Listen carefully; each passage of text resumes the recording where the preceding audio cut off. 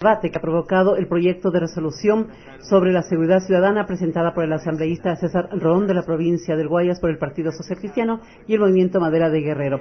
Ahora interviene el asambleísta de Sucumbíos, Jofre Poma. Proponente de este proyecto de resolución, porque coincido con las intervenciones que se han dado aquí en función de que esta asamblea, que en algunos casos o en la mayoría de su tiempo, se ha dedicado a veces a una agenda política, incluso en algunos casos de persecución, ahora trata estos temas que el país requiere. Estos son los temas que cotidianamente el ciudadano común, el taxista, el amigo que vende el pincho, que vende el chocho, el que se siente acosado y el que se siente amenazado por la delincuencia y por la inseguridad que últimamente ha elevado los índices y las estadísticas en el Ecuador. Quiero recordarles a ustedes, estimados asambleístas, que el martes 15 de enero presenté un proyecto de resolución para que comparezca ante este pleno la ministra del Interior, María Paula Romo, por una muerte violenta, un asesinato de un policía y 2 que quedaron heridos en la frontera.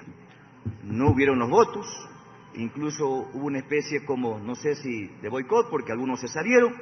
En sí, no había la voluntad política para que quienes tienen la responsabilidad en el Estado de dar la seguridad a los ciudadanos vengan a dar respuestas ante el Pleno, que es la máxima instancia, el máximo poder del Estado ecuatoriano.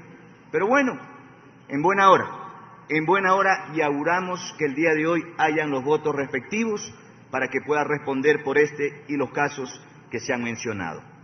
Pero cuando hablamos de seguridad, cuando hablamos de delincuencia, creo que tenemos que ir mucho más allá de generar una propuesta de resolución.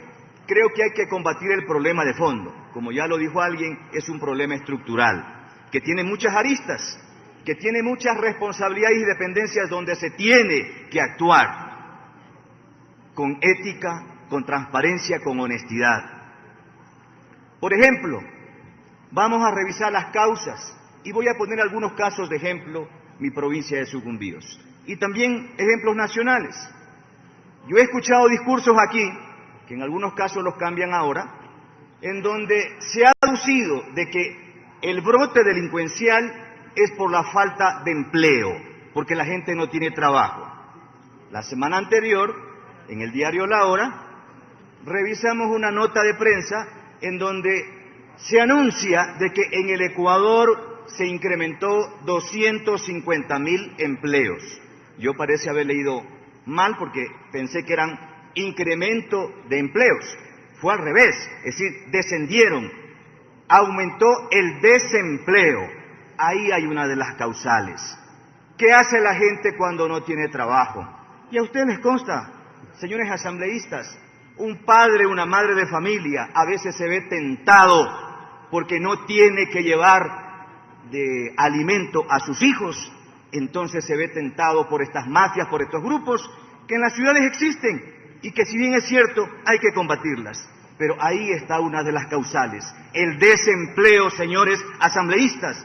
Entonces no solamente tenemos que generar políticas o recomendaciones que vayan en función de dar un mensaje disuasivo, preventivo con la policía, que hay que hacerlo, que si hay que poner a las Fuerzas Armadas a la calle, hay que hacerlo.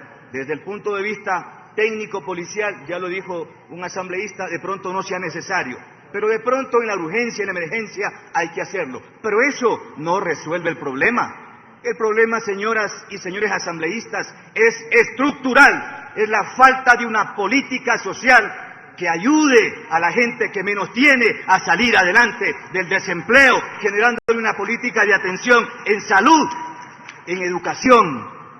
Y vamos con educación. El caso de mi provincia de Sucumbíos. Tenemos brotes de delincuencia que han incrementado. La señora ministra ha reconocido, como se pasó en el video que vimos anteriormente, de que se han incrementado los casos de delincuencia y de inseguridad en la capital.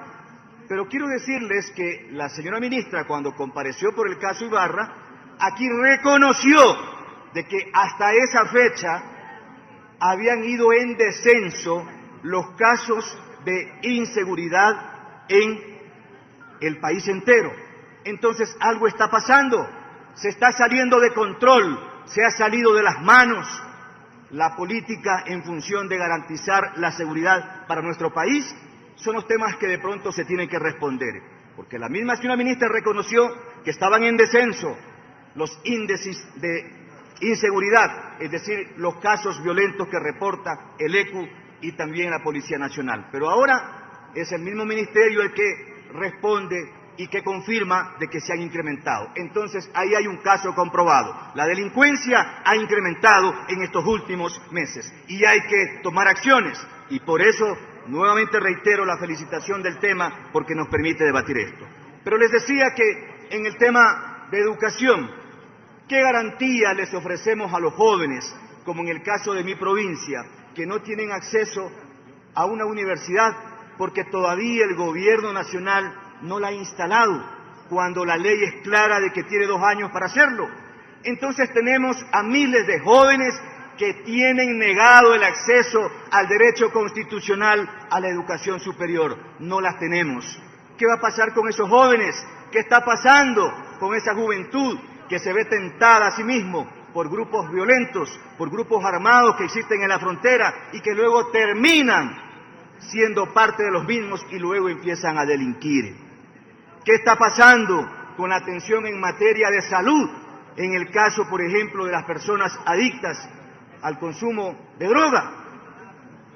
Generalmente, en las ciudades, y ustedes saben, que la delincuencia común, la que a veces se roba el celular, se roban las carteras, tiene robos menores, pongámoslo así.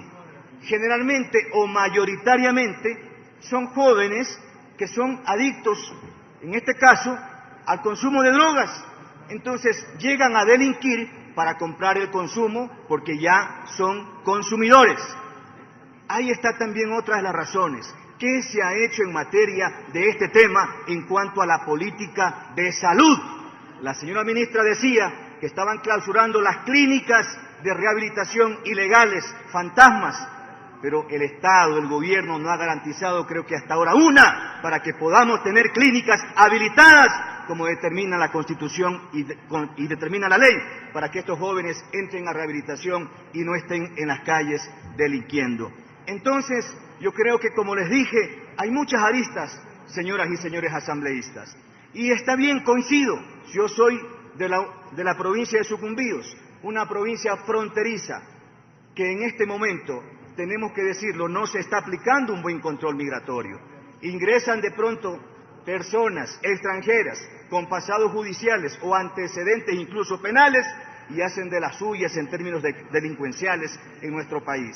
Estaba leyendo una nota, en Perú parece que ya rebosó el tema, están empezando a sacar a todo extranjero que tenga pasado judicial con antecedentes penales o que tenga este tipo de expedientes. Creo que esas son las acciones que se tiene que hacer. Y vamos un poco al mensaje moral, al mensaje de ejemplo que tiene que dar la Asamblea. Hace rato escuchaba de que esta Asamblea es el espejo de lo que pueden hacer los ciudadanos en la calle, en el convivir común. Pero díganme ustedes, incluso en el resto de instituciones, podemos ser el espejo del resto de instituciones.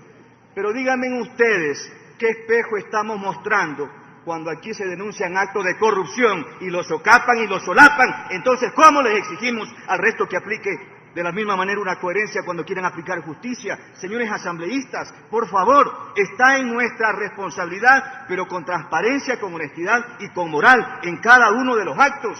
Yo creo que esta Asamblea debe de dar un mensaje al país y a la ciudadanía en función de actuar en una vía y en una línea de transparencia y honestidad y en función a la verdad. Señora Presidenta, señores asambleístas, yo creo que este es un gran tema. Ojalá no se lo politice. No estoy politizando el tema. No debe politizárselo.